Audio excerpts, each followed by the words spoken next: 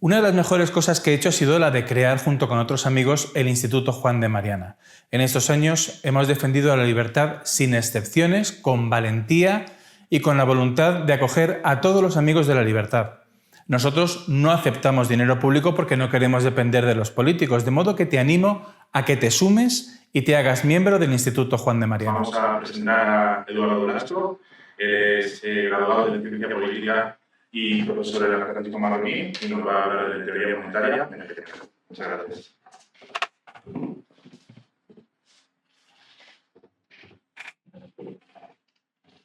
Hola, buenas a todos. Vengo hoy a hablaros de la genealogía de la teoría monetaria de Menger, desde sus orígenes, en qué consiste esta teoría monetaria, cómo ha ido evolucionando, cómo los siguientes discípulos de Menger van perfeccionando esta teoría, cómo o qué partes de esta teoría llegan a Satoshi Nakamoto y cómo Satoshi Nakamoto, esta persona, grupo o institución que sea, lo utiliza o pone en prácticas varias de estos conceptos para la creación de Bitcoin. Y por último, voy a hablar también un poco de Bitcoin, porque toca. Vale, para hablar de la teoría monetaria de Menger, me gusta resumirla en 4 pilares básicos. Primero es la definición de dinero, cómo definía Menger el dinero. Después, cómo se origina este dinero, es decir, la más famosa, la parte más famosa de la teoría de Menger, que es la teoría orgánica de la evolución del dinero.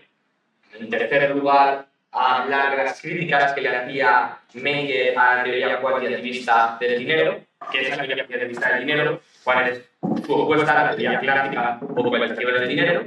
Y por último lugar, hablar de la liquidez, de qué implica, cómo nace, qué se refiere a Menger con esto y cómo lo aplica en su análisis a la teoría monetaria. Bueno, hablando del dinero, lo podemos definir como la mercancía más vendible en un mercado, o también como un intermediario, generalmente respetado, de los intercambios indirectos. ¿Qué quiere decir esto del intermediario generalmente respetado de los intercambios indirectos?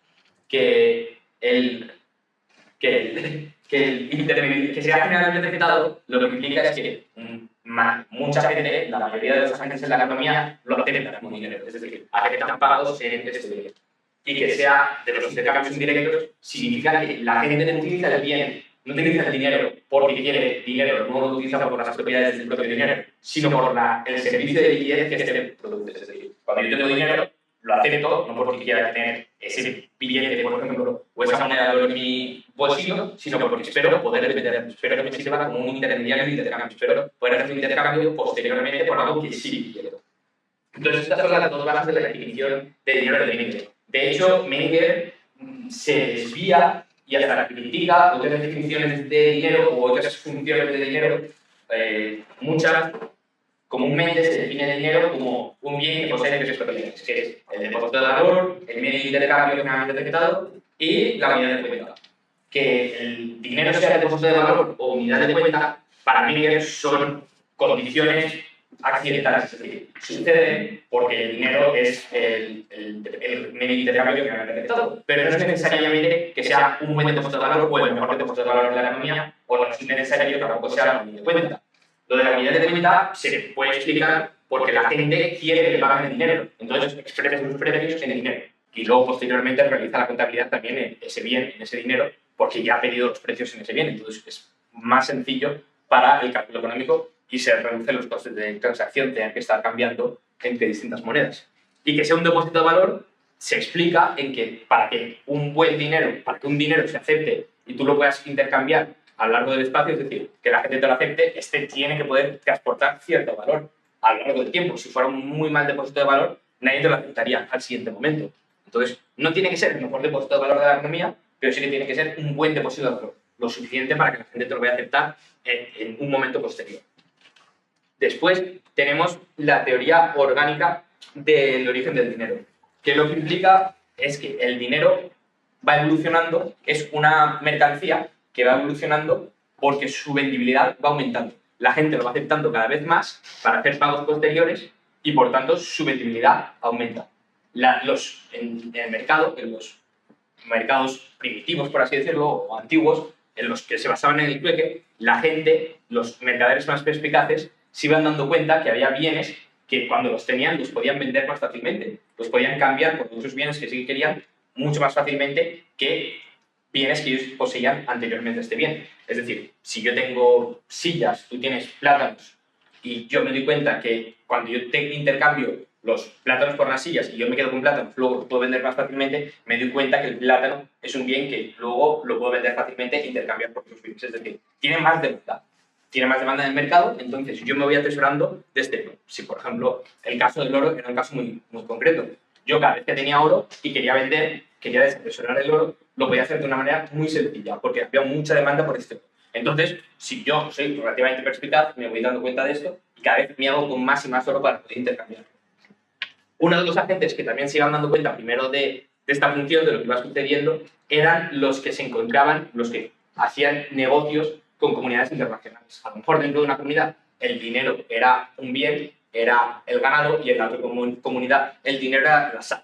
Si la sal funcionaba con mejor dinero que el ganado, la gente que intercambiaba entre comunidades se iba dando cuenta que si atesoraba sal, podía guardar, almacenar mejor su valor. Entonces, ellos tendían a atesorar sal y luego utilizarla dentro de su comunidad y almacenar mejor el dinero. Entonces, había bienes que almacenaban mejor el dinero y se fueron adoptando poco a poco. Lo que Menger dice es que esta teoría no es necesariamente que se fuera a dar así siempre. Aunque el dinero se diera aleatoriamente, es decir, aunque la gente fuera eligiendo aleatoriamente en qué bien almacenaban su valor, al final los buenos dineros, los bienes que podían generar como buenos dineros, acabarían ganando, porque sería ese valor, la gente que tuviera ese valor almacenado, ese bien, lo acabaría manteniendo por un periodo pues, más largo que en contraposición los que lo almacenaban en un mal dinero. Entonces, el dinero nace así, es un efecto de mano invisible, nace porque la gente quiere almacenar su dinero, es decir, nace por los incentivos que tenemos las personas en almacenar nuestro dinero, en almacenar nuestro valor a lo largo del tiempo. No nace del fruto del diseño humano, sino de la acción humana, es decir, son unos órdenes espontáneos que van surgiendo y así podemos ver por qué el ganado fue dinero, por qué el trigo fue dinero o la sal, porque en distintas comunidades tenía sentido almacenar un bien. ¿Por qué? Porque alguien mejor cumplía las funciones en ese momento. Vemos que el dinero ha tendido a ser metales preciosos. A lo largo de la historia, los varios dineros han ido evolucionando y algunos se han quedado obsoletos y han convergido en los metales preciosos, en la plata y el oro.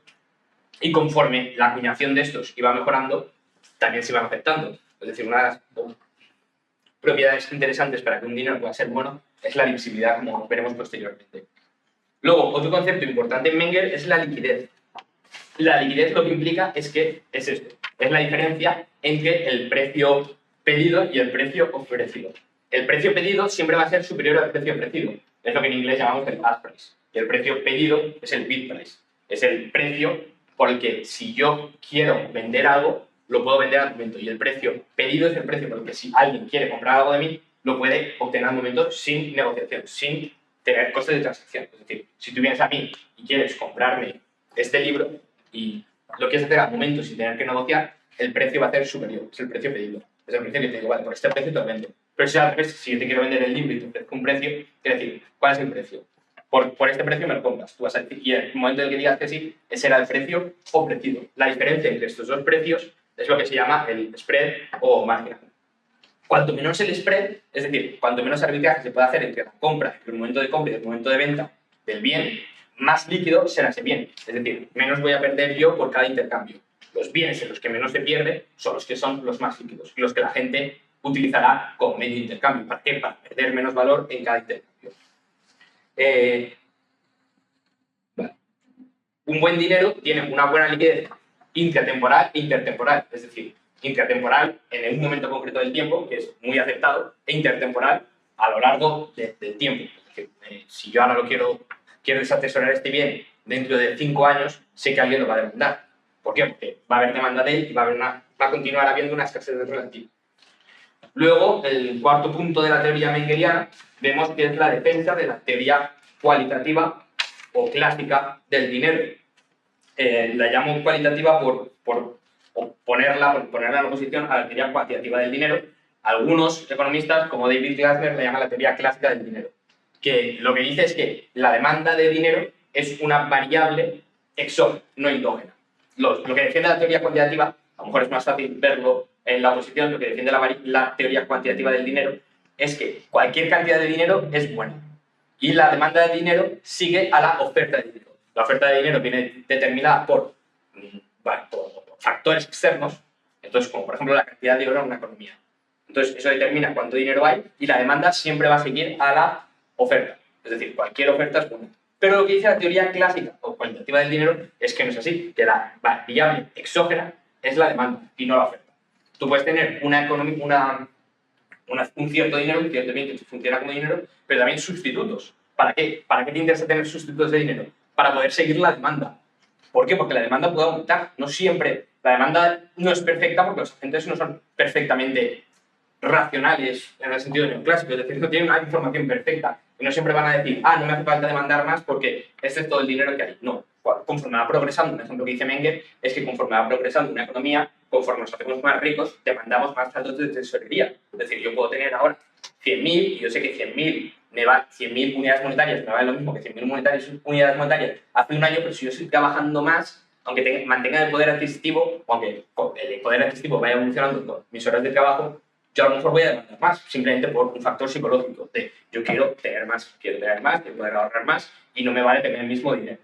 Entonces, la demanda de dinero puede cambiar y esto se puede ver alterado. Y esto produce desequilibrio monetario si la oferta monetaria se mantiene siempre rígida, que produce deflación, puede producir grandes deflaciones, que depende de por qué, pero si la deflación es monetaria, no es necesariamente buena ni mucho menos. Entonces, para evitar estos desequilibrios monetarios y, como veremos a continuación, para que haya un manejo más eficiente de los recursos que funciona como dinero, de la mercancía que funciona como dinero, Menger lo que recomienda es eso, la emisión de sustitutos del dinero. ¿Para qué? Para que sigan la demanda. Y con esto vemos que el quinto pilar de la teoría mengeriana, que es la competencia en la emisión de dinero. Menger defendía que hubiera competencia en la emisión de dinero, que los bancos pudieran emitir dinero libremente o sus sustitutos que la gente aceptaría según su demanda. ¿Y que, por qué? Porque al emitir moneda convertible en dinero, había el dinero, lo que funcionaba como oro, por ejemplo, podía utilizarse en otros usos. Y los bancos no tenían que atesorar, es decir, hacer una defensa de la reserva fraccionaria, porque decía que los bancos no tenían que tener todo el dinero metálico en sus cámaras, sino que lo podían prestar para que estuvieran en otros usos donde fuera más necesitado. Es decir, por el oro podía utilizarse para joyería o usos industriales en vez de estar en el banco almacenado. ¿Por qué? Porque si había sustitutos funcionando, no hacía falta que el oro estuviera siempre en la cámara del banco. Y Menger lo defendía porque decía que así se economizaba la sociedad, el mercado. Y bueno, esta es la quinta parte de la teoría mengeriana, de cómo la resumiría yo, los 5 postulados, o 4, ya no me acuerdo cuántos he dicho, 5. Y ahora voy a hablar del legado de Menger, es decir, ¿a quién influye Menger? ¿Qué economistas vemos desde Menger que han adoptado posturas similares a él o hasta le han criticado? Un economista que a mí personalmente me resulta llamativo es von Baber, que fue un alumno directo de Menger, pero adoptó poco de la teoría mengeriana del dinero. De hecho, para von Baber, en la Positive Theory of Capital, está claro que la oferta de dinero es una variable exógena. No la entiende como una variable endógena como lo hace Menger. Es decir, no entiende que la demanda o la oferta pueda seguir a la demanda, sino que entiende la demanda como dada. Entonces, bueno, a pesar de haber estudiado con Menger, vemos que von Baber se difiere bastante en cuanto a teoría monetaria. Otro que sí que es muy similar a Menger es von Weiser. Weiser vemos que define el dinero, que igual que lo hace Menger, como el medio de intercambio generalmente aceptado por las masas, y critica la doctrina metalista, critica la variante, la versión primitiva del teorema regresivo del dinero. Dice que el dinero no adopta su valor por su uso como metal, es decir, como su uso como metal precioso, es decir, como su demanda no monetaria anterior a su uso como dinero. También rechaza completamente la teoría cuantitativa del dinero de manera bastante explícita y en su artículo The Value of Money and Historical Changes dice que el aumento de la oferta puede alterar la velocidad del dinero, es decir, la inversa de la demanda, y no necesariamente el valor del dinero. Vale. Un tercer discípulo de Menger es Eugene von Filipovic. Mucha gente no lo conoce, pero es un gran discípulo de Menger. En su momento fue muy importante. De hecho, Filipovic tenía el libro de economía, el libro de texto de economía que se utilizaba en Alemania y Austria del tiempo, es decir, los países germanófonos, utilizaban el libro de Filipovic de economía. Es decir, en su momento era una persona muy famosa, muy importante, y también daba clases en la Universidad de Viena con Menger. Menger, a los 40 años, se quiere jubilar ya. Entonces, escribe una carta al ministro de Cultura de Austria, dando los motivos por los que se quiere jubilar. Y uno de ellos es que tiene muchos discípulos, es decir, que él ya ha hecho una gran producción académica.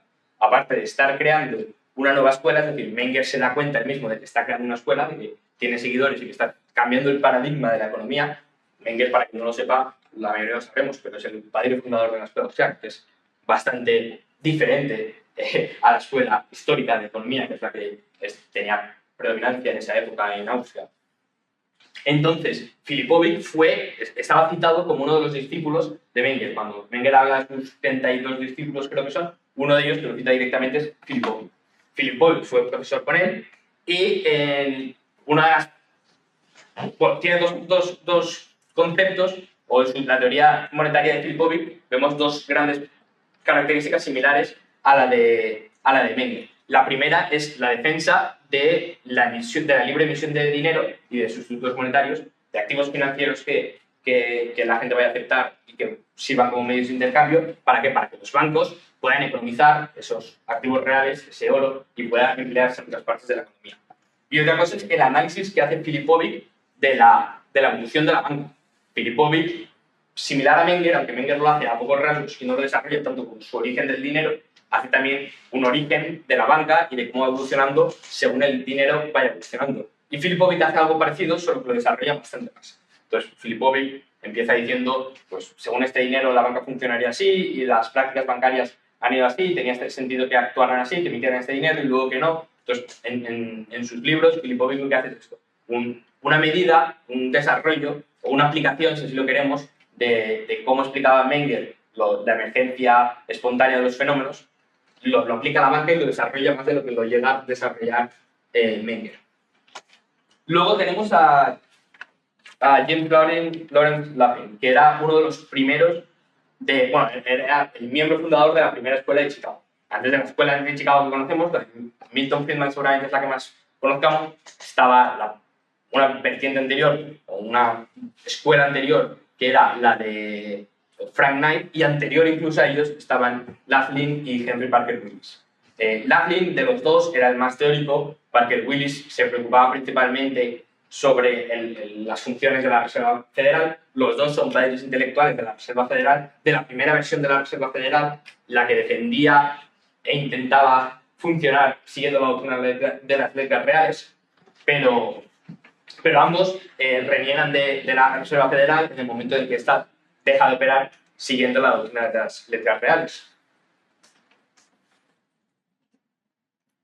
Laughlin, en su Principios del Dinero, que escribe en el 1903, comparte la misma explicación que Menger sobre el origen del dinero, su concepción sobre el dinero como el activo más líquido.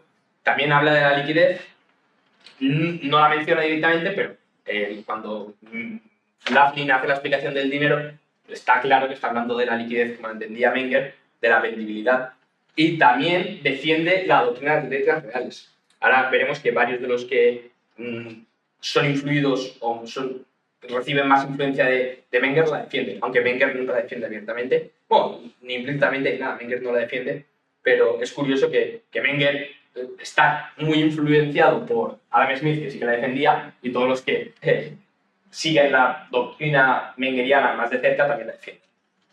Bueno, y también Laughlin es un gran crítico de la teoría cuantitativa del dinero. Como vemos, de nuevo, todos los que critican o todos los que siguen a Menger criticaban la teoría cuantitativa del dinero.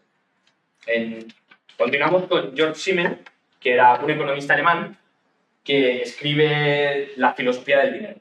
Entonces, Simmel lo que hace aquí es desarrolla una teoría muy similar del origen del dinero a la de Menger. pero Simmel en ningún momento cita a Menger. Vemos que los que hacen el estudio introductorio al libro de Simmel y los que hacen el estudio introductorio al dinero de Menger, ambos se plantean la posibilidad de que Simmel estuviera influenciado por Menger, de que hubiese leído a Menger, porque en la época era muy probable que lo hubiera hecho, sobre todo porque Simmel era un profesor en una universidad alemana, pero por el hecho de ser un profesor en una universidad alemana y por el método de Skype, es decir, por la disputa sobre el método que estaba entre los economistas alemanes y los austriacos, Simmel nunca se atreviera a citar a Menger. Pero si lees las partes de filosofía del dinero de Simmel, ves que es prácticamente calcado a la explicación de Menger. De hecho, Menger realiza una reseña del libro de Simmel y hasta el propio Menger se da cuenta y dice que el libro de Simmel ha sido influido por su propio trabajo. Así que, bueno, es curioso, pero ahí está.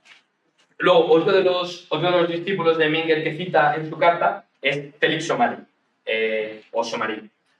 Fue un asistente de Menger y fue estudiante del doctorado con él. Lo que podemos ver de Somary, o la influencia de Menger sobre Somary, es muy similar a la de Menger sobre Filipovic. Es decir, este incluso desarrolla aún más que Filipovic el origen evolutivo de la banca. Y también estaba a favor de la doctrina de las letras reales, aunque no directamente de la doctrina de las letras reales, pero sí que defendía que el crédito comercial se dirigiera a financiar transacciones con una producción más simple, es decir, una vertiente, una propuesta similar a la doctrina de las letras reales. Continuamos con Mises.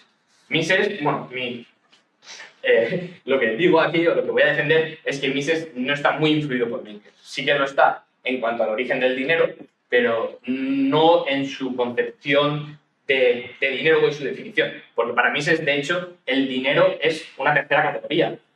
Para Mises están los bienes de consumo, factores productivos y los medios de intercambio. Mientras que para Menger, obviamente, el dinero es una mercancía, es decir, es un bien de intercambio, es un factor de producción.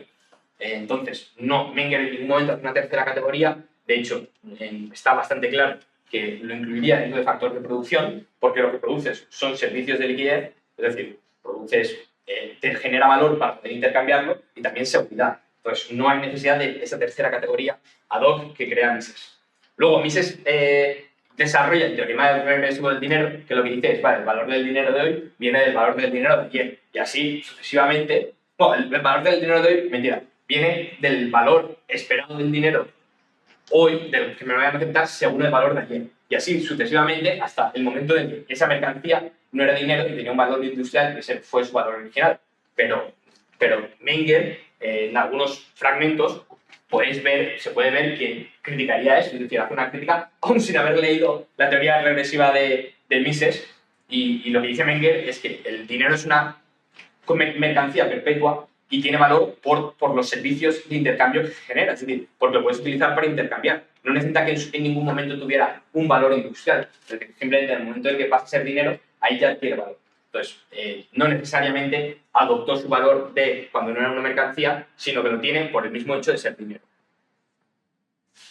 Anderson fue profesor de economía en Harvard, escribió varios libros, uno de ellos The Value of Money, y aquí está también muy influido por Menger en cuanto a su teoría monetaria del origen del dinero. De nuevo, como vamos a ver, todos los que voy a citar, Menger les influye en cuanto al origen del dinero. Ahí es la gran aportación de Menger en la que estudia todo el mundo. Pero para Anderson también adopta la crítica mengeriana, la desarrolla más, aunque en esta parte no le cita, pero sí que la desarrolla y sí que hace una gran crítica a la teoría cuantitativa del dinero. De hecho, casi todo el libro sirve para eso, para criticar a la teoría cuantitativa del dinero.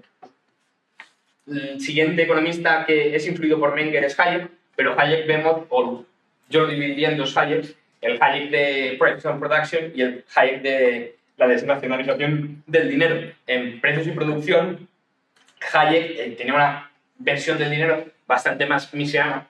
De hecho, para mí se puede ver como Hayek defendía el conjunto de caja del 100%, o el dinero no lo veía como, no le daba su servicio, ese valor como la liquidez, no utilizaba en la concepción de liquidez, pero sí que la adopta cuando escribe la desnacionalización del dinero, que cita a Menger repetidamente, habla de la liquidez y se puede ver que he cambiado por lo menos su manera de entender el dinero. En la nacionalización del dinero, de hecho, lo que defiende es que haya libre competencia entre distintas monedas. que es algo parecido a lo que defendería Mises, pero en mi opinión no, porque Mises diría que al final acabarían abogándose a un dinero, porque el dinero quiere ser uno. Entonces, sería un dinero el que sería el más líquido que el resto. No haría necesidad de que hubiera varios dineros, sí que podría haber varias monedas para el mismo dinero, que eso es lo que yo creo que sí que Menger defendería, pero Hayek rechaza eso directamente, dice que no es que sean varias monedas denominadas, es decir, varias denominaciones para el mismo dinero, sino que son distintos dineros, distintos activos reales que están detrás de esas monedas. Entonces, yo creo que Menger rechazaría eso. Posteriormente tenemos a Hans Stensvold, que bueno, fue el primer estudiante de doctorado de Mises, y de hecho afirma que que Menger había esbozado una teoría irrefutable refiriéndose a su teoría del origen del dinero. Stensvold es un gran crítico de la escuela de Chicago, sobre todo de los monetaristas dentro de esta escuela. Les critica en varias ocasiones, en artículos, en revistas, en su libro, en uno de sus libros, en el de Money and Freedom, les critica. Cuando les critica no cita a Menger, y de hecho en sus libros no les suele citar, pero sí que tiene un artículo dedicado a Menger, dedicado a los escritos monetarios de Menger. Entonces, para mí es indudable que Stensvold ha leído a Menger, lo conoce y le influye. Aunque no le cite a la hora de escribir, sí que lo hace en ese momento. Entonces, la influencia es clara. Lo que pasa es que Stensvold, imagino que por ser estudiante de doctorado de Mises, no critica a Mises, pero las mismas críticas que le hace a la escuela de Chicago se las podría hacer perfectamente a Mises y a su concepción cuantitativista del dinero, pero no lo hace. Después tenemos a los economistas austriacos defensores del coeficiente del 100%, que incluyo Rothbard, Huerta de Soto, Hoppe, Bloch y Salerno, y todos estos, voy a decir que solo han bebido de Mises en cuanto a la teoría del origen del dinero, en cuanto a nada más, porque Rothbard, Huerta de Soto, Hoppe, por ejemplo, tienen citas literalmente en sus trabajos en los que dicen que la cantidad de dinero es completamente irrelevante, que lo que importa es eso, o sea, lo que importa es no la demanda, pero, bueno, sí que hablan de demanda, pero que lo que importa es que hay una cantidad estable de dinero. Y que eso es lo importante, que da igual que haya más o menos, simplemente que sea estable. Por lo que he dicho, esto no tiene que ser así, porque esto genera desequilibrio en el momento en que la gente empieza a demandar más. Sí que puede ser que si la gente no demandara más o tuviera información perfecta, posiblemente podría ser la posibilidad de que no hiciera falta que hubiera más dinero. Pero como ese no es el caso, habrá situaciones en las que la gente demandará más, entonces hará falta más sustitutos monetarios para satisfacer esta demanda. Entonces, de nuevo, una concepción bastante poco mengeriana del dinero. Luego tenemos los que se llaman la Modern Free Banking School, que este nombre lo pone...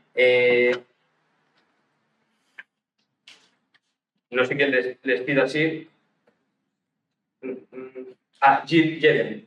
Shirley Gedeon les acuña este nombre. Está la Free Banking School, bueno, está en el debate del bullonismo. Tenemos las más conocidas son la Comprehensive School y la Banking School, la escuela monetaria y la bancaria, y luego también está la Free Banking School, la escuela de la banca libre. Esta escuela es mucho menos conocida, no es parte de la escuela bancaria, sino es una escuela aparte, donde la persona más conocida seguramente sea James Wilson, el editor y creador el primer editor y el fundador de The Economist. Entonces, los que más ven de esta escuela son justamente los que ahora a lo mejor son más conocidos dentro de la teoría monetaria, que son George Selgin, Lawrence White, David Glasner y Kevin Dow. Además, Gideon también cita a Horwitz y a Hayek.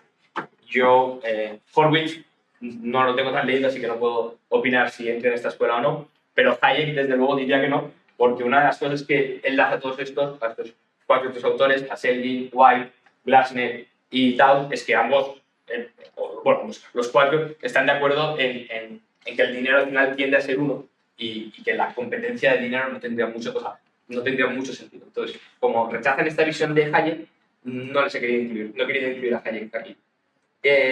Los cuatro están de acuerdo con las posiciones de Menger sobre la liquidez, sobre la libre competencia de emisores de dinero, sobre la teoría evolutiva del dinero y sobre... ¿Cuál era el cuarto con eso? Y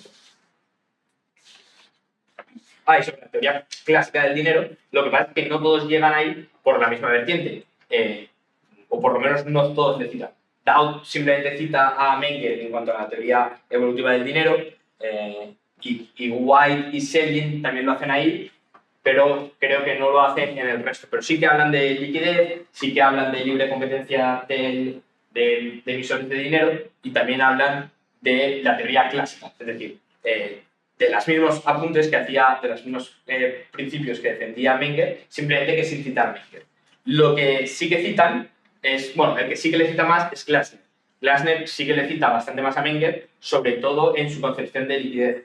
De hecho, Glasner desarrolla, es por lo menos el siguiente que he encontrado yo, que desarrolle más los conceptos de precio medido y precio ofrecido de Menger y que luego, bueno, hable del spread y todo eso desde Glasner, o sea, hasta Glasner no he visto a nadie que lo desarrolle tanto para hacer la explicación de qué es el dinero y por qué el dinero es el bien más líquido.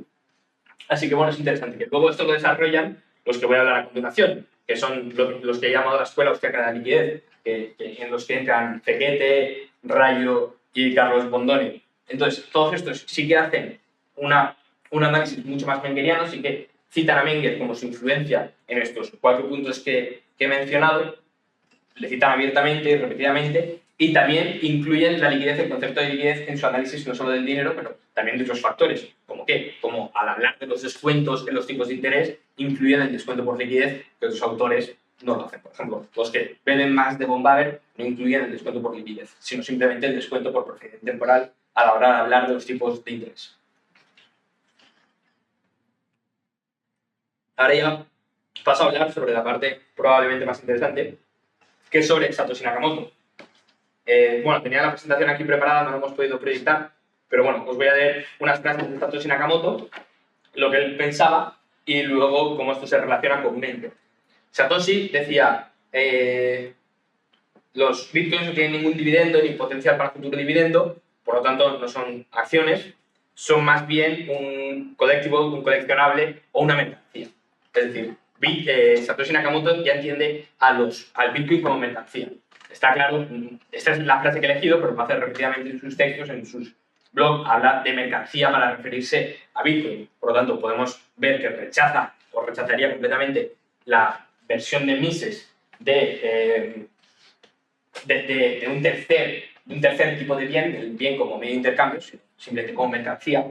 Y bueno, una definición, una frase de Menger que se parece bastante a esto y me ha gustado, es cuando Menger habla del dinero como, bueno, habla de que el dinero tiene permanentemente el carácter de mercancía, mientras que los demás bienes lo tienen solo transitoriamente. Y que el dinero cumple una importante función económica como mercancía mediadora del intercambio de bienes. Bueno, aquí podemos ver de dónde saca el dinero el valor, de su función como intermediario del intercambio de bienes, y también de que tiene un carácter permanente como mercancía, que es básicamente lo que está diciendo Satoshi ahí y lo que dicen otras partes. Aquí, en el siguiente texto que voy a leer, o por lo menos una parte, vemos que Satoshi, al menos a Rothbard y a Mises los conocía, porque en un post en el que hablaban de la teoría de regresiva del dinero y por qué Bitcoin sí que cumple la teoría regresiva del dinero, Satoshi contesta, y en el post citan a Mises y citan a Rothbard, es decir, la más de la mitad del post son citas literarias de Rothbard hablando de Mises, es decir, el autor del post dice Rothbard defiende la teoría de Mises y Satoshi contesta, y básicamente lo que dice Satoshi es que la importancia de que el dinero funcione como dinero es la escasez. Bueno, lo que dice es, imagínate que ahora sale un nuevo oro, pero este oro no brilla, no tiene uso industrial, no transporta la electricidad, nadie lo quiere como, es muy feo y nadie lo quiere como joyería. Es decir, está eliminando los usos industriales, los usos no monetarios del oro, las posibles causas de demanda no monetaria del oro, y dice, pero este oro lo que sí que tiene es que se puede transportar a través de cualquier canal de comunicación. Entonces lo que está diciendo es, no necesariamente todas esas cosas le dan valor, sino que esto le puede dar valor. Su uso como mercancía es lo que le da valor. Entonces, ahí vemos claramente cómo se apoya, no explícitamente, pero como sí que adopta una versión mengeriana del dinero como mercancía y que lo que le da valor al dinero es la mercancía. Es decir, le está diciendo, sin ninguna de estas funciones como uso industrial, es decir, como las funciones que le pueden dar demanda no monetaria, aún así la gente lo querría. ¿Por qué? Porque lo puedes transportar a través de cualquier medio de comunicación. Dice, tiene un color aburrido, un color gris aburrido, no es un buen conductor de electricidad, no es muy fuerte y no es útil para ningún uso ornamental, pero se puede traspasar a cualquier medio de comunicación. Entonces, él dice, sí, aun con esas propiedades podríamos imaginar perfectamente que tendría valor y que la gente lo demandaría.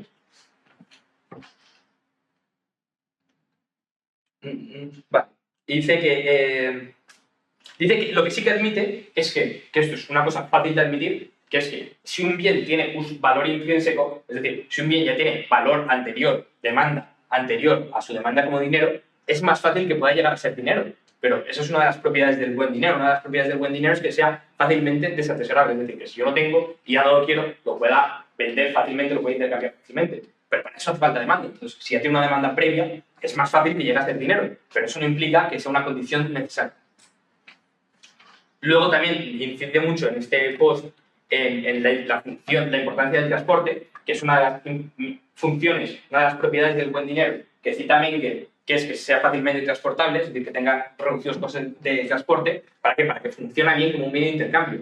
Si yo tengo un dinero que es muy difícil de transportar, es decir, si yo, por ejemplo, tengo tierra, tengo mucha tierra, puede funcionar como un buen depósito de valor. Es decir, a lo mejor el valor de la tierra no cae e incluso sube, y yo pues estoy muy contento. Pero es difícil transportar. Es decir, si tú estás en otro punto del mundo y yo te quiero pagar con tierra porque esa tierra tiene mucho valor, no me lo vas a aceptar, porque tiene muchos costes de transacción. Es decir, yo tendría que llevarte el bloque, y no solo eso, sino que para ti ya no tiene utilidad. Entonces, incide Satoshi en este post en una de las características que le daba Menger al buen dinero, que es el transporte.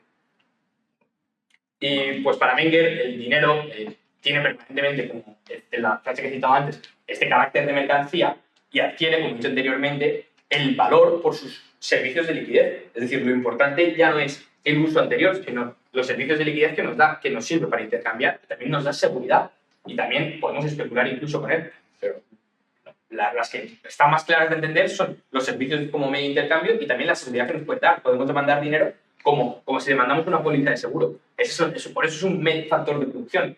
Por eso no se debe incluir en una categoría ad hoc como hace Mises, sino que perfectamente se puede entender como un factor de producción que lo que produce eso es liquidez, como una póliza de seguro. Es decir, nos está dando una protección, una seguridad para el futuro. Luego, en donde sí que divergen más Satoshi Nakamoto y Menger es en la opinión sobre la reserva fraccionaria. Satoshi Nakamoto hace un comentario que se le ve que no está muy convencido de la reserva fraccionaria, criticando a los bancos. Dice que tenemos que confiar en ellos y que solo tienen que mantener una pequeña parte de nuestro dinero, pero que ellos perfectamente lo pueden prestar en olas que generan burbujas crediticias, manteniendo apenas una fracción de este en sus reservas. Bueno, para ser más exactos, o lo que podría haber afinado Satoshi, es que el problema no es que solo tengan que tener una fracción en sus reservas, sino el hecho de que lo puedan prestar y de que lo presten sin ningún control, y que a pesar de prestar de más y a pesar de quebrar, siempre se les apoya. Es decir, que siempre existen estos rescates bancarios que hacen que pues, se comporten de una manera arriesgada, que jueguen, que apuesten con el dinero de los demás. Pero si hubiera una buena disciplina monetaria, si los bancos tuvieran que mantener un fondo de maniobra positivo, entonces sería fácilmente entendible y podríamos ver cómo el problema no es que mantenga la reserva una fracción solo, porque, de nuevo, esto contradice, y esto Menger lo criticaría, porque está bien que ese dinero esté utilizándose en la economía en otros lados. Entonces, esta es la parte que yo más claro veo, que aquí sí que hay cierta diferencia entre lo que defiende Menger y lo que defiende Satoshi. Pero, de nuevo, también hay que entender que este post no se lo escribe en 2009, exacto, en 2009 acaba de ser la crisis. Entonces, lo que Satoshi ve, y sobre todo si Satoshi, como parece ser, que leía bastante obstáculos, o por lo menos a mí se sirve para los tenía leídos, entonces es probable que hubiera adoptado su visión del ciclo económico y que le culpara a la expansión crediticia o a la reserva fraccionaria. Pero yo creo que Satoshi perfectamente podría ver que ese no es el problema. De hecho, bueno, eso, yo no le veo que lo critique directamente, pero le veo poco convencido con el tema. Pero los exchanges, si Satoshi sigue vivo, habrá visto o continuará viendo que los exchanges pueden operar con un sistema de reserva fraccionaria. Es decir, yo a mi exchange le cedo el dinero y mi exchange no tiene siempre mi dinero, sino que yo se lo presto y yo no puedo acceder a él en tantos días. ¿Y a cambio de qué? A cambio de rentabilidad. El cual algunas veces no puedo acceder, es decir, no sé todos los exchanges cómo funcionan, pero algunos funcionan con dos tipos de contratos. Es decir, cuando yo le presto dinero a mi exchange A veces lo puedo sacar en cualquier momento, es decir, es un préstamo a la vista y se lo presto y se lo puedo sacar en cualquier momento, y otras veces sí que sería un préstamo a plazo, no lo puedo sacar hasta determinada fecha. Pero muchos exchanges, los principales exchanges, Coinbase y Binance, por ejemplo, funcionan, bueno, operan y trabajan con préstamos a la vista. Es decir, yo puedo prestarle mi dinero al exchange y decir, ya volverá. ¿Cuándo? Cuando a la vista, cuando yo quiera. Entonces, bueno, Satoshi lo habrá visto que los exchanges funcionan así y lo tendría que haber predecido, que no hay ninguna característica del Bitcoin que impida que puedan funcionar así. Igual que tampoco hay ninguna característica del Bitcoin que impida que puedan generar activos financieros sobre Bitcoin, es decir, sus fondos monetarios, que a lo mejor en vez de pagar en Bitcoin vamos a pagar en otro activo que luego en algún momento se cambiará por Bitcoin y se terminará haciendo el pago en Bitcoin. Entonces, ¿qué es lo que desarrolla Satoshi? Satoshi desarrolla el Bitcoin. ¿Qué es Bitcoin? Bueno, a lo mejor tendremos que haber empezado por ahí, pero yo creo que ahora es un buen momento para explicarlo por si hay alguien que no lo tiene muy claro. Bitcoin significan dos cosas. En primer lugar, el software peer-to-peer, es decir, en el que opera la red de intercambio de una moneda nativa, y en segundo lugar es la moneda nativa. A veces, ahora que he estado leyendo muchos foros para ver lo que decía y no decía Satoshi, la gente más experta lo hace, la distinción entre Bitcoin con B mayúscula y con minúscula. Es decir, cuando la gente, si veis a alguien muy experto escribe Bitcoin en B minúscula, lo que está refiriéndose a la moneda. Y Bitcoin en B mayúscula habla de la red. ¿Para qué? Para poder hacer la distinción, porque no es lo mismo. La red donde operan las transacciones tiene el mismo nombre que las monedas, pero lo que importa en la red son esas monedas que van circulando. Es decir, es como un libro de Bayer, es como un libro de cuentas. A mí me gusta explicarlo como un libro de cuentas donde se pueden determinar las transacciones y donde la gente va a escribir las transacciones. Y tú, para poder escribir una transacción, necesitas gastar en la red, necesitas meterle energía. ¿Para qué? Para que se pueda hacer la transacción, se pueda verificar y alguien reciba una recompensa. Entonces, en la transacción, lo que se escribe, en el libro de cuentas, lo que se escribe son la moneda local, el Bitcoin, que se ha cambiado de una manera a otra. Y esos son también los Bitcoins, es decir, es la red y la moneda.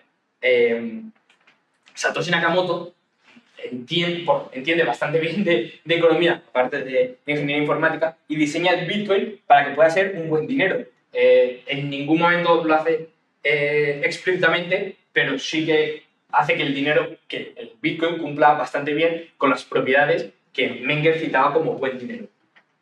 Para dividir las propiedades del buen dinero, lo voy a hacer según si ayudan a aumentar su liquidez intratemporal o intertemporal. Las propiedades que ayudan a aumentar la liquidez intratemporal se pueden dividir asimismo en dos, en las que ayudan a aumentar la atesorabilidad y la desatesorabilidad. La atesorabilidad, es decir, la facilidad que tengo de almacenarlo y guardarlo, se puede dividir a su vez también por la durabilidad del bien. ¿Cuán durable es? ¿Cuánto puedo mantenerlo aquí y mantener su forma y su consistencia? Pues el Bitcoin indefinidamente, es decir, yo puedo tener el Bitcoin en mi cold wallet, olvidarme de la contraseña o cerrar la llave, dejarlo ahí y puedo volver a él dentro de los años que quiera y va a seguir ahí y no va a caducar. ¿Por qué? Porque es un bien digital. Entonces no hay ningún problema y no tiene por qué caducar. No puede caducar. No es como... Bueno, el oro también. El oro comparte esta función, esta propiedad de que el oro que utilizamos ahora es el mismo oro que utilizaban los romanos. Pero no es como la plata. La plata sí que se puede ir corriendo con muchos otros metales. Pero el Bitcoin no. Entonces esto es una buena propiedad que cumple. Luego, el coste de almacenaje es muy bajo. Yo simplemente tengo que comprar un cold wallet, que es un coste fijo, lo hago una vez y ya está. A lo mejor los costes de transacción de informarme de cómo utilizarlo. O incluso lo puedo guardar, almacenar mi Bitcoin en exchange y que me haya dado rentabilidad, lo dejo en un préstamo a la vista y cuando quiera lo puedo recuperar. Y tiene un menor riesgo que el oro. ¿Por qué? Porque todas las condiciones en las que yo puedo robar Bitcoin también puedo robar oro. Hay más incluso de las que puedo robar oro. Porque al final es un bien intangible. Es digital. Entonces, para hacerme con Bitcoin necesito conseguir la contraseña de alguien. Pero sería como conseguir la clave bancaria de una persona que tiene su oro ahí en el banco depositado. Entonces, si yo puedo hacerme con Bitcoin, podría hacerme también con el oro. Solo que además es más fácil hacerse con el oro. Es uno de los problemas del oro. Que en el 31, por ejemplo, en Estados Unidos, no sé si era el 31 o el 33, bueno, en los años 30, se decidió confiscar el oro a los ciudadanos privados de Estados Unidos y así se hizo. Y eso, pues con Bitcoin sería bastante impensable. Después, la segunda función de la liquidez intratemporal es la desatesorabilidad. Cómo de fácil es que yo esté bien, ya no lo quiera y quiera hacerme con parte del valor que está ahí almacenado. Pues entonces, para eso necesito saber la demanda que tiene. Bitcoin tiene una gran demanda. Es la 14ª moneda mundial por capitalización de mercado, es decir, la 14ª moneda en la que más dinero hay guardado. Entonces, tiene mucha demanda. También tiene una tasa de crecimiento anual compuesta del 215% de media en los últimos 10 años. Bueno, en sus primeros 10 años, perdón. No, que son casi los que llevamos utilizando Bitcoin. Es decir, que Bitcoin ha crecido de media un 215% estos años. Lo que le queda por crecer. Y luego vemos que en los últimos, bueno, en toda la historia de Bitcoin, solo una vez, en ese momento, el valor de Bitcoin fue inferior en el mismo momento 4 años antes. Es decir, solo una vez en la historia de Bitcoin, por ejemplo, hoy, si miráramos el valor de Bitcoin hace 4 años, seguro que es inferior al de hoy. Solo una vez no lo ha sido. Y solo durante 100 días, en los últimos más de 10 años que llevamos con Bitcoin, ha sido menos de 10 veces inferior. Es decir, si yo mirara ahora el valor de Bitcoin hace 4 años, sería más de 10 veces inferior al valor actual. Pues solo durante 100 días no lo ha sido. Es decir, hay una gran demanda. Esto demuestra una gran demanda del bien. Es decir, que si yo lo quiero retencionar, quiero vender Bitcoin, habrá mucha gente que me lo quiera comprar. Luego, otra de las características importantes para ver la tesorabilidad de un bien es la escasez relativa. Entonces, Bitcoin esto lo cumple bastante bien. Tiene una ratio stock to flow, bueno, está diseñado para que mantenga la ratio stock to flow bastante alta, es decir, que haya mucho y que cada año vaya entrando un poco. Es decir, hay mucho Bitcoin ahora mismo minado en el mercado y cada año va entrando menos y menos y menos. ¿Por qué es esto? Porque se mina un bloque aproximadamente cada 10 minutos. ¿Por qué aproximadamente? Porque cada 2016 bloques la red calcula la complejidad que necesita que sean los ejercicios matemáticos que tienen que resolver los mineros para decir, vale, hay tantos mineros operando ahora mismo, entonces los ejercicios tienen que ser mucho más difíciles. ¿Para qué? Para que cada 10 minutos se pueda minar, se pueda desbloquear un bloque nuevo. ¿Y qué pasa? Que en estos bloques cada vez hay menos cantidad de Bitcoin, cada vez la recompensa a los mineros por verificar las transacciones es menor. Actualmente es de 6,25 Bitcoins, pero dentro de 4 años será la mitad. Es decir, cada 4 años se va reduciendo. Bueno, no son 4 años, son cada 210.000 transacciones, pero está hecho para que 210.000 transacciones se den a plazo de 4 años. Luego vemos que, como según la liquidez intertemporal, las características que nos interesan es que es fácilmente verificable. Lo he explicado mal, pero esta es la liquidez intertemporal. Lo que estaba explicando antes era la intertemporal. Entonces, según la liquidez intertemporal, lo que nos interesa es que sea fácilmente verificable. Es decir, que me lo vayan a aceptar en cualquier momento, entonces tiene que ser verificable. Entonces, el Bitcoin es muy verificable. Cuando tú me lo pasas, si me lo pasas a través de la red, es Bitcoin. No me puedes meter ninguna otra moneda, es la moneda nativa de esa red. Después, que sea divisible. El Bitcoin es casi perfectamente divisible. Un Bitcoin equivale a 1,80 satoshis. Entonces, y un euro, por ejemplo, equivale a 2.000 satoshis, creo que es. Por lo que ahora mismo, sí, 2.000 satoshis. Entonces, ahora mismo el Bitcoin es mucho más divisible que el euro, por ejemplo. Y esto, si aún necesitáramos que fuera más divisible, se podría hacer. Es decir, si el precio del Bitcoin continúa subiendo, necesitamos que haya un equivalente a 1 céntimo y un satoshi es más que 1 céntimo. Si la red se pusiera de acuerdo, fácilmente se le podrían añadir más ceros a los satoshis. Luego tiene un valor unitario muy alto, aunque esto es irrelevante porque como su divisibilidad es casi perfecta, yo no tengo que almacenarlo y además al ser intangible me da igual cuánto sea un Bitcoin, yo siempre puedo dar satoshis, siempre puedo dar centésimas de satoshis. Luego también es imposible verificarlo.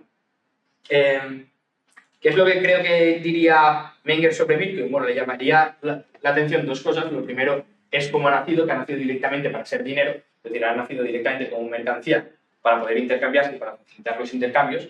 De hecho, en los primeros textos de Satoshi u otros como Han Fieldy o Hal Finney y Nick Szabo, lo que decían es eso, que por el tema de la crisis que estaba del 2008, lo que querían buscar era un dinero privado que se pudiera utilizar como dinero, es decir, un bien que se pudiera utilizar directamente como dinero. Entonces, ya nació con la idea, el Bitcoin ya nació y se concibió con la idea de funcionar como dinero. Nunca tuvo un uso no monetario, siempre sirvió como dinero. Entonces, a Menger creo que esto le llamaría bastante la atención, que funciona como mercancía infinita, y también que el hecho de que las primeras empresas dentro del mundo de Bitcoin fueron los exchanges, los intercambiadores de moneda, que es lo que Menger decía que fueron los primeros en darse cuenta de cuáles eran los bienes más vendibles, y entonces fueron los primeros en adoptar. Entonces, Menger, en su análisis del origen del dinero, lo que dice es esto, que por ejemplo Selgin y White lo desarrollan, que fueron los que comerciaban con otras comunidades y los que tocaban distintas monedas, los que se daban cuenta que el dinero era mejor que cuál. Entonces, si vemos eso, vemos que casualmente son los exchanges los primeros en entrar al mundo de Bitcoin. Por eso los bancos, lo más parecido a un banco en el mundo de Bitcoin, son los exchanges, los que almacenan el dinero. ¿Por qué? Porque estos han sido los más perspicaces que se han podido dar cuenta del valor de Bitcoin o del valor esperado de Bitcoin o de sus funciones como dinero y como bien con una alta liquidez o vendibilidad. Y bueno, por último, me gustaría concluir y dejar claro el gran legado de Menger en cuanto a teoría monetaria, a cuánta gente ha influido, cómo se han desarrollado sus teorías y cómo parte de estas han podido llegar a Satoshi Nakamoto, siendo quien sea Satoshi Nakamoto. Si Satoshi Nakamoto es quien yo creo que es, entonces estaría aún más claro la influencia de Menger sobre él, sobre todo por cómo desarrolla el origen de algunos trabajos sobre el origen del dinero. Y si no, igualmente Satoshi Nakamoto conoce o conocía parte al menos de la escuela austriaca, entonces, aunque sea indirectamente, algo le tiene que haber llegado.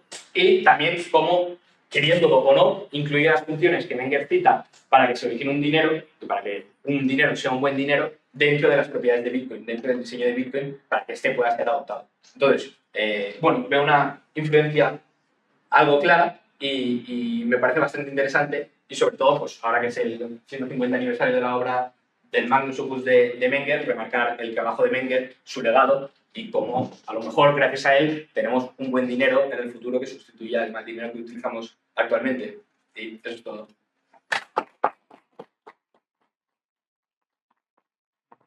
Ahora vamos a pasar al turno de preguntas, pero va a ser en la sala porque bueno, no tenemos mucho tiempo. ¿Hay alguna pregunta? ¿Por aquí? Yo tengo una pregunta. Justo acabas de comentar que tienes una idea de quién podría ser Satoshi Nakamoto. ¿A quién te refieres? Pero vale, es pura especulación, ¿no? Bueno, Sí. No, sí. Si Satoshi fuera Han Fielding, que es probable, Han Fielding cita directamente a Selgin y recomienda los trabajos de Selgin en cuanto a banca libre y la influencia que estos puedan tener en su visión de Bitcoin. Entonces, si Satoshi fuera Han Fielding, la influencia por un lado sería bastante clara, y si Satoshi fuera Nick Sago, pues entonces por otro lado también la influencia sería muy clara en cuanto a la obra sobre el origen del dinero de Nick Sago, que no recuerdo el nombre, pero habla de eso y hace un análisis bastante mengeriano de cómo distintos bienes han podido llegar a convertirse en dinero. Entonces, si eso es de las personas del grupo interno de Satoshi, de los que estaban ahí, de los primeros programadores, entonces ya no lo sé. Pero si es uno de esos dos, está bastante claro que estuvo influido por Menger y su obra. ¿Sí, Alex? ¿Podría ser que Bitcoin fuera tan buena reserva de valor que nadie quisiera gastarlo? Podría ser que Bitcoin fuera tan buena reserva de valor que nadie quisiera gastarlo. Bueno, pero una de las causas de las que es reserva de valor es que se espera en algún momento sí que pueda funcionar como dinero. Entonces, si ahora de repente la gente se diera cuenta de, oye, que estoy reservando mi valor aquí, pero esto nunca va a cumplir la función que tiene, a lo mejor empezaría a perder valor, la gente ya no lo perdería tanto. ¿Podría darse? Lo veo complicado, sobre todo porque tiene unas muy buenas características para hacerlo. Hay otros bienes que sí que lo son, que son una reserva de valor muy buena. Las obras de arte, por ejemplo, son muy grandes, muy buenas reservas de valor, pero no tiene sentido utilizarlas como intercambio. El Bitcoin sí, así que lo vería bastante estúpido tener un bien con esas propiedades sino utilizarlo. Sobre todo si imagínate que Bitcoin se carga la mayoría del dinero fiat y tú tienes Bitcoin y no quieres tener dinero fiat, ¿por qué no lo vas a utilizar si otra persona te lo va a aceptar? O sea, pero me cuesta ver el cómo, si está un buen dinero que merece tanto la pena atesorarlo, que tú en el día a día estés dispuesto a deshacerte. Si yo pudiera parte con otra cosa que sé que no se va a perder tanto en el futuro, igual me interesa siempre pues conservar esto incluso a generaciones futuras. O sea, para decir, mi riqueza la quiero preservar aquí. Salvo que llega un momento... Restricciones como con los pisos, por ejemplo. Claro, pero si tú quieres almacenar Bitcoin y la otra persona también quiere almacenar Bitcoin y la otra quiere hacerse con más Bitcoin y sabe que tú tienes, o lo puede intuir y te manda Bitcoin y te dice, o si quieres lo que yo he producido me tienes que pagar Bitcoin, entonces o pagas en Bitcoin o no tienes nada que hacer. ¿No? Entonces, podría darse, pero igualmente que será por un lado la fuerza, o sea, la tendencia de la gente que no quiere gastar, habrá gente que quiere que se le pague en Bitcoin. Entonces, si ahora estamos en una economía bastante bitcoinizada, donde la mayoría de personas atesoran su valor en Bitcoin, y yo puedo intuir que cualquiera tiene Bitcoin ahora, y te mando que me pides pagas en Bitcoin, si tú quieres mis servicios, me tengo que pagar en Bitcoin. Entonces, ahí sí que se daría el efecto contrario de, vale, no te quiero pagar, pero no me entonces, si quiero lo que tú produces, tengo que pagar. Y tú al final vas a, en algún momento, demandar lo que tú produzcas. Entonces, la gente más perspicaz se dará cuenta y dirá, bueno, como hay suficiente Bitcoin a lo largo de las distintas carteras, es decir, como cada vez hay más carteras con Bitcoin, que es el caso, es justo el caso, la tendencia que cada vez hay más carteras. Como más Bitcoin en cada cartera, pues dirá, pues entonces yo puedo intuir que tú tienes Bitcoin, o puedo intuir que cualquiera que tenga Bitcoin me tiene que pagar, o quiero intuir que si alguien quiere mi bien, me tiene que pagar Bitcoin. Entonces tú te verás en el momento de o desde tesoro Bitcoin o no tengo ese bien. O sea, ¿tú crees que vendrá más por el lado de...? Claro, vendrá por el lado de la gente que diga, no, yo también quiero tesorar. Entonces, que la misma tendencia se da por ambos lados. Quiere decir, yo no quiero gastarlo, pero otro dice, yo quiero más. Vale, tú no quieres gastarlo porque quieres más, la otra persona también quiere más. Y será, o pago en Bitcoin o no tengo ese bien que la otra persona me está ofreciendo. Que es probablemente lo que también pasaría cuando no había una moneda de curso legal. Es decir, si hay una moneda de curso legal, ya la tendencia es distinta. Pero si no, tú a lo mejor me dices, no, yo te quiero pagar en plata. Y yo digo, no, yo quiero que me pagues en oro. Pues, si quiero que me pagues en plata, pues te puedes pagar con una gran prima, ¿no? No vas a tener que pagar un gran plus para yo aceptar la plata. Si no, pues tendrás que pagar en oro. O en un bien convertido en oro, que es lo que dice Menger, que a lo mejor el oro no se paga en oro. Bueno, es lo que dicen casi todos los teóricos de la banca libre, que cada vez, cuanto más libre es la banca, menos se paga en el activo real, que funciona como dinero, y más en sustitutos. Pero sí. Pregunta Paco Capella por el chat. ¿Qué añade David Glasner y por qué leerlo? ¿Qué añade David Glasner y por qué leerlo?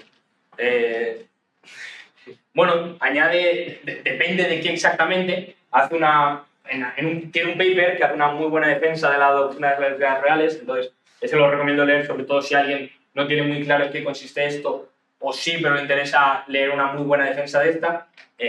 También, si alguien quiere leer un análisis histórico de la teoría clásica del dinero, o cualitativa, como le suele llamar Paco, pues entonces ahí también vale la pena leerlo, porque tanto en su libro Free Banking and Monetary Reform tiene un capítulo dedicado a esto, o si no tiene un libro entero dedicado a la historia de la teoría cualitativa y de la teoría cuantitativa del dinero como tendencias, es decir, de la historia del pensamiento económico. Entonces, si te interesa eso, te vale la pena leerte esto. Si te interesa posibles reformas al sistema monetario más o menos plausibles, también te interesa leerte su libro, en el que al final incluye estas. O si te interesa leer una buena crítica a la teoría cuantitativa del dinero, de nuevo también vale la pena. A mí Glasner lo he conocido hace poco y ya se ha vuelto en mis teóricos monetarios favoritos, así que lo recomiendo bastante.